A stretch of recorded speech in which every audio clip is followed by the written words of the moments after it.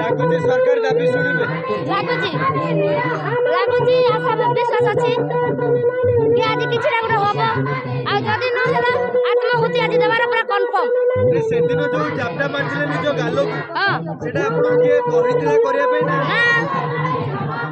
ଜାବଡ଼ା ଆଜି ବି ମାରି ହେବି ଯଦି 4ଟା ପର୍ଯ୍ୟନ୍ତ କିଛି ନ ଆସିଲା ଜାବଡ଼ା ବି ମାରି ହେବୁ ଆଉ ନିଜେ ଆତ୍ମାହୁତି ବି ଦେବୁ ଆଜି। ହଁ ଆମକୁ ବହୁତ କଷ୍ଟ 25 ଦିନ ହେଲା ଏଠି ପଡ଼ି ରହିଛୁ ଶୋଇଛୁ ଆମେ 25 ଦିନ ହେଲା। ରାଜ୍ୟ ସରକାର ଘରେ ହୋଲି ମନେଇଲେ ଆମେ ଏଠି ହୋଲି ମନେଇଲୁ। ରାଜ୍ୟ ସରକାରକୁ ଘର ଲୋକ ହୋଲି ଲଗାଇଲେ ଆମକୁ ରାଜଧାନୀର ମଧୁଆ ହୋଲି ଲଗାଇଛନ୍ତି ରଙ୍ଗ। ମୋହନ ମାଝୀ ଘରେ ତାଙ୍କ ୱାଇଫ ରଙ୍ଗ ଲଗାଇଛନ୍ତି କିନ୍ତୁ ମତେ ଏଠିକାର ଲୋକ ଆସିକି ରଙ୍ଗ ଲଗାଇଛନ୍ତି। କେତେ ବାଜୁଥିବ ଭାବନ୍ତୁ। ଆଚ୍ଛା ଆପଣ ତ ଅନେକ ଲୋକ ଭଲ ବି ପାଉଛନ୍ତି ମାନେ ପ୍ରଶଂସା ବି କରୁଛନ୍ତି କି ନାହିଁ ଯେ ଜଣେ ମହିଳା ପାଖରେ ଏତେ ବଳ ଅଛି ଯେ ସରକାରକୁ ସମାଲୋଚନା କରିପାରିଛି। କିଏ ଅଛି ଆପଣଙ୍କ ପଛରେ? ନା ସାର୍ ମୋ ପଛରେ କେହି ବି ନାହାନ୍ତି। ମୋ ପଛରେ କେହି ବି ନାହାନ୍ତି। ମୁଁ ସେଦିନ ପୁରା ମୋ କାନ୍ଦି ମୋ କଷ୍ଟ ମତେ ବହୁତ ବାଧୁଛି ସେଥିପାଇଁ ମୁଁ କହିଛି ମୋର କେହି ନାହାନ୍ତି। ଯଦି ମୁଖ୍ୟମନ୍ତ୍ରୀ ଆପଣ ହୁଅନ୍ତି ତାହେଲେ କଣ କରିବେ? ମୁଁ ଯଦି ମୁଖ୍ୟମନ୍ତ୍ରୀ ହୁଅନ୍ତି ମାନେ ରାମ ରାଜ୍ୟ କରିଦିଅନ୍ତି ଆଉ ଏଭଳିଆ ରାବଣ ରାଜ୍ୟ ମୁଁ କେବେ ବି କରନ୍ତିନି। ଆସିକି 25 ଦିନର ସୁଭଦ୍ରା ମା ଏଠି ପଡ଼ିଛୁ କାଲି ସେ ସୁଭଦ୍ରା ପଇସା ଦେଇଛି ତା ସୁଭଦ୍ରା ପଇସା କଣ କରିବୁ ଆମେ? ଆପଣ ପାଇଛନ୍ତି? ନା ମତେ ମିଳେନି।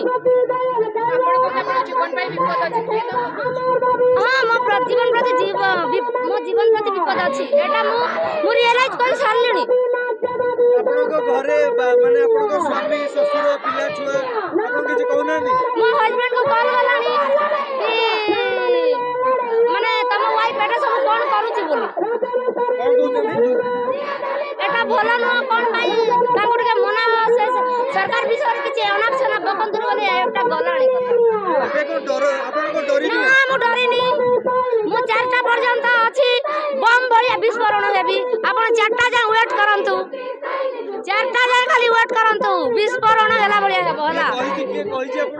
ହଁ 4ଟା ଯାଏଁ କିଛି ଗୋଟେ ଆସିବ ଖବର ବୋଲି ଆମେ ଭିତରୁ ଶୁଣିଛୁ। ଆମେ ନିଜେ ଗଢ଼ିଥିଲୁ ସରକାର।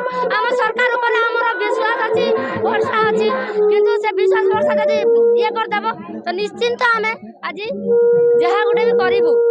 ଆଚ୍ଛା ସେ ସୁନିତା ଦିଦିଙ୍କୁ କଣ ଅନ୍ୟ ଦିଦି ମାନେ ସପୋର୍ଟ କରୁଛନ୍ତି? ଆପଣ ସୁନିତା ଦିଦି ସାଙ୍ଗରେ 30ଟା ଜିଲ୍ଲାର 6880 ଭିଆରପି ପୁରା ସୁନିତା ଦିଦି ପାଇଁ ବଳିଦାନ ଦେବେ।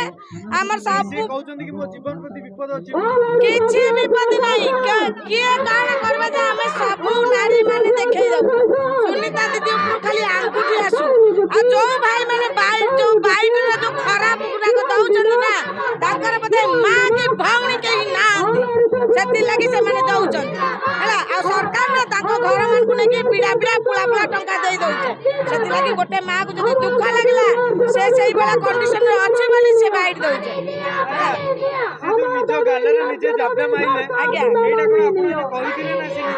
ତାକୁ ସେତିକି କଷ୍ଟ ହଉଛି ବୋଲି ସେ କରିଯାଏ ଆମେ କାହିଁକି କହିବୁ?